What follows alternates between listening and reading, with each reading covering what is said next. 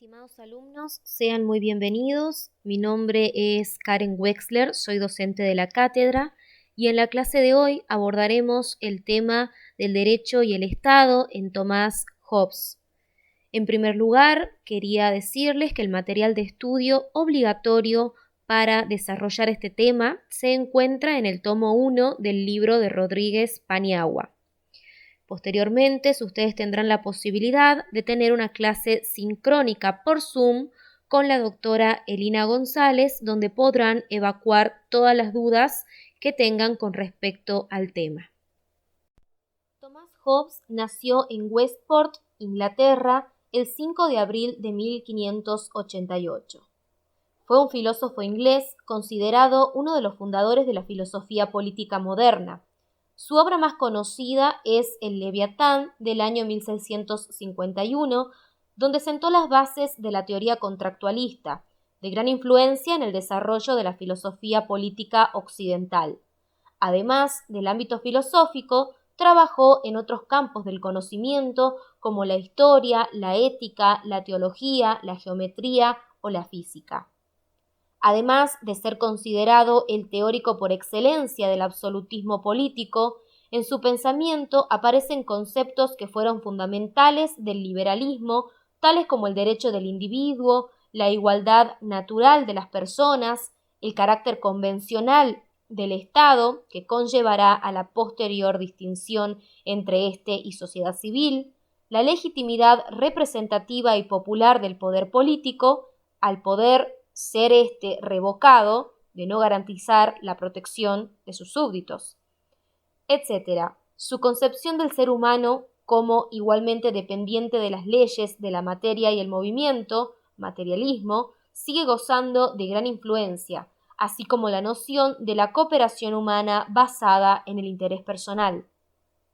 Hobbes fue un personaje controvertido en su época, aunque su pensamiento haya sido después muy influyente. Tal vez era demasiado moderno para su época y demasiado conservador para las siguientes. De hecho, en 1666 se quemaron sus libros por haber sido considerado ateo y tras su muerte se volvieron a quemar públicamente.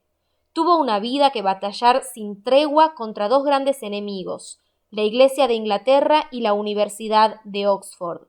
Su pensamiento se formó en estrecho contacto con los círculos europeos de René Descartes y Galileo Galilei, no solo desde Inglaterra a través del cenáculo intelectual reunido por la familia Cavendish, de la que fue preceptor en varias ocasiones, sino directamente por medio de sus largos viajes por Francia, Italia y Alemania. Las guerras civiles entre parlamentarios y puritanos y realistas le hicieron refugiarse en París en 1640 y vuelto a su país 11 años después, su defensa de un poder fuerte, monárquico y conservador le valió una pensión del rey Carlos II de Inglaterra. La vida de Thomas Hobbes transcurrió durante la Edad Moderna. Realizó sus estudios en Oxford con formación humanista y vivió en épocas de grandes convulsiones políticas, sociales y religiosas, como por ejemplo la Guerra Civil Inglesa. Estallada al fin la Guerra Civil Inglesa en 1642 y en vías de derrota a la causa realista a mediados de 1644, los partidarios del rey Carlos empezaron a exiliarse en Europa. Muchos fueron a París y Hobbes pudo así tratarlos. En 1647, Hobbes tomó el puesto de instructor matemático del joven Carlos, príncipe de Gales, que había llegado en julio. En este puesto estuvo hasta que en 1648 Carlos fue a Holanda. Rodeado de realistas exiliados, Hobbes compuso su Leviatán, donde exponía su teoría del gobierno civil en relación con las crisis políticas de la guerra. Hobbes comparó al Estado con el monstruo bíblico Leviatán, compuesto de hombres y creado bajo la presión de las necesidades humanas, pero disuelto por la guerra civil suscitada por las pasiones humanas. El trabajo se cerró con una revisión y conclusión general en respuesta a la guerra que respondió a la pregunta: ¿tiene un sujeto el derecho de cambiar de lealtad cuando el poder de un antiguo soberano para protegerlo se pierde irrevocablemente? Durante los años de la composición de Leviatán, Hobbes permaneció en París o en sus cercanías. En 1647, sin embargo, una enfermedad grave casi acaba con él y lo tuvo incapacitado durante medio año. Al recuperarse, reanudó sus trabajos y completó la obra hacia 1650. Finalmente, la obra fue publicada en 1651. Esta obra tenía grabado en su página el título que representa a un gigante coronado por encima de la cintura que se eleva por encima de colinas que dominan un paisaje, sosteniendo una espada y un báculo formado por diminutas figuras humanas. El trabajo tuvo un impacto inmediato. Hobbes fue más elogiado y censurado que cualquier otro pensador de su tiempo. El primer efecto de su publicación fue romper su vínculo con los realistas exiliados que bien podrían haberlo matado. El espíritu secularizado de su libro enfureció enormemente tanto a los anglicanos como a los católicos franceses. Hobbes apeló al gobierno inglés revolucionario para su protección y huyó a Londres en el invierno de 1651. La época en que vivió Hobbes es una época de grandes convulsiones políticas y religiosas en toda Europa, y singularmente en Inglaterra. Pretende atajar esas luchas y la anarquía que han desatado. Esa situación parece también decisiva para inspirarle una visión pesimista del hombre. Hobbes señala 3 raíces de las luchas humanas: la codicia o competencia por los bienes materiales, el temor o desconfianza mutua de unos hacia otros y la vanagloria o deseo de sobresalir unos sobre otros. Estas cualidades, unidas a la igualdad fundamental de todos los hombres en sus capacidades físicas y mentales, tienen que provocar la lucha entre ellos, más aún si se tiene en cuenta que ni siquiera esa igualdad es reconocida, sino que, por vanagloria, cada uno tiende a creerse superior a los demás. A quien se resista a aceptar esta visión pesimista que resulta del análisis de la naturaleza humana, le propone Hobbes confrontarla con el método sintético de la prueba de la experiencia, que se considere a sí mismo cuando emprende un viaje, se procura armas y trata de ir bien acompañado. Cuando va a dormir, cierra las puertas. Cuando se halla en su propia casa, echa la llave a sus arcas. Podemos imaginarnos entonces lo que sería la situación del hombre en estado de naturaleza. Independientemente de que existiera, de hecho, alguna vez ese estado, Hobbes piensa que de manera general nunca existió, podemos imaginárnoslo como medio o recurso para contemplar lo que es en sí la naturaleza humana, prescindiendo de lo que ha recibido de la constitución de la sociedad. Además, lo que sería ese estado podemos inferirlo de alguna manera de una cierta supervivencia del mismo que queda entre los estados o entre los reyes y personas revestidas de autoridad soberana. Celosos de su independencia, se hallan en ese estado de continua enemistad, en la situación y postura de los gladiadores, con las armas asestadas y los ojos fijos uno en otro, es decir, con sus fuertes guarniciones y cañones en guardia en las fronteras de sus vecinos, todo lo cual implica una actitud de guerra. Por eso dice Hobbes la frase de que el hombre es un lobo para el hombre. Es cierta con respecto a los diversos estados. El estado de naturaleza sería, pues, un estado de guerra, de lucha de unos contra otros, de todos contra todos. Sin embargo, ese estado de naturaleza no se puede mantener, ya que es un estado de lucha y de destrucción. Los hombres tienen necesariamente que desear salir de él, llegar a un acuerdo para evitar esa lucha y destrucción mutua.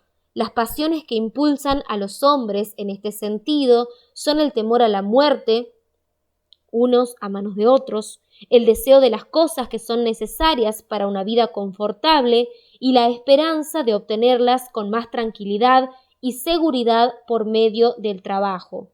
Entonces hay que pensar que los hombres se proponen crear un estado de paz. El conjunto de medios que la razón les inspira como necesarios para ello constituye lo que Hobbes llama ley natural. Podemos ver entonces la diferencia que realiza Hobbes entre el derecho natural y la ley natural. Hobbes va a hablar del derecho natural dentro del estado de naturaleza. Hobbes concibe en sentido subjetivo este derecho natural como derecho de cada uno o, en otros términos, como el derecho o los derechos del hombre en su estado de naturaleza. Según las propias palabras de Hobbes, sería la libertad que cada hombre tiene de usar su propio poder como quiera para la conservación de su propia naturaleza, es decir, de su propia vida, y por consiguiente para hacer todo aquello que su propio juicio y razón considere como los medios más aptos para lograr este fin. Por otro lado, tenemos la ley natural, que para Hobbes es contraria al derecho natural, que sería la ley que entraña al tránsito del estado de naturaleza al estado pacífico de la sociedad civil. La ley natural tiene que incluir en su contenido, como primer principio general, procurar la paz en la medida de lo posible. De aquí se deriva la necesidad de aceptar el condicionamiento, la restricción de la propiedad, de la libertad, por las posibilidades de garantizársela también a los demás, y la necesidad de aceptar y respetar los pactos que se propongan para ello. El primer principio se deriva de la propia noción de la ley natural y a su vez de él se derivan las otras dos exigencias. Así, la ley natural está entendida como la ley de la razón, como un conjunto de dictados de la razón. Pero con todo esto no pretende Hobbes imponer ninguna obligación moral ni que se obre por motivos altruistas. Dado que la naturaleza humana es egoísta, esa ley de la naturaleza o de la razón viene dictaminada por ese egoísmo o por la conveniencia de cada uno, y así los pactos no habrá por qué cumplirlos más que cuando haya motivos para pensar que también los demás los cumplirán y que resultarán así eficaces en pro de la propia tranquilidad y seguridad vital, ya que si el hombre quiere salir del estado de naturaleza, no es para perder su vida, sino para asegurarla, al menos en cuanto a lograr una mayor tranquilidad y armonía. Llegar al estado civil exige la renuncia a la libertad incontrolada de cada uno y al ejercicio de la propia fuerza o poder particular. Que haya una sola persona o grupo de personas que tenga todo el poder y lo ejerza, conferir todo su poder y fortaleza a un hombre o a una asamblea de hombres, todos los cuales, por pluralidad de votos, puedan reducir sus voluntades a una voluntad. Esto equivale a decir, elegir a un hombre o a una asamblea de hombres que represente su personalidad y que cada uno considere como propio y se reconozca a sí mismo como autor de cualquier cosa que haga o promueva quien representa su persona, en aquellas cosas que conciernen a la paz, a la seguridad, que además sometan sus voluntades cada uno a la voluntad de aquel y sus juicios a su juicio. Esto es algo más que consentimiento o concordia, es una unidad real de todos ellos en una y la misma persona, instituida por pacto de cada hombre con los demás, en forma tal como si cada uno dijera a todos: autorizo y transfiero a este hombre o asamblea de hombres mi derecho de gobernarme a mí mismo con la condición de que vosotros transferiréis a él vuestro derecho y autorizaréis a todos sus actos de la misma manera. Este pacto podríamos pensar que está provocado por el miedo y que por consiguiente no es válido, pero Hobbes sostiene que el miedo en realidad no anula la validez del pacto, ni siquiera impide la libertad, ya que el que pacta por miedo elige o escoge él mismo lo que le parece el mejor camino.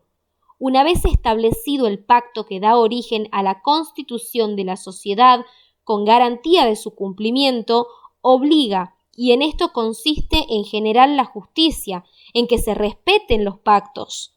Pero esa obligación y esa justicia han de entenderse en el sentido de Hobbes, de necesidad o conveniencia. Por eso razona diciendo que el eximirse unilateralmente del cumplimiento del pacto supondría la regresión al estado de naturaleza, es decir, al estado de guerra, donde se estaría expuesto a ser aniquilado por cualquiera. No sería, por tanto, razonable e iría contra la ley natural. En caso de que no haya unanimidad en los pactos o convenios, las decisiones de la mayoría se imponen a la minoría. Y esto basta para que sean válidos. Para Hobbes se trata de un puro cálculo mecánico de fuerzas y se explica que sea así porque él no pretende establecer lo que debe ser, sino explicar simplemente lo que tiene que ser como consecuencia del egoísmo o del interés particular de cada uno.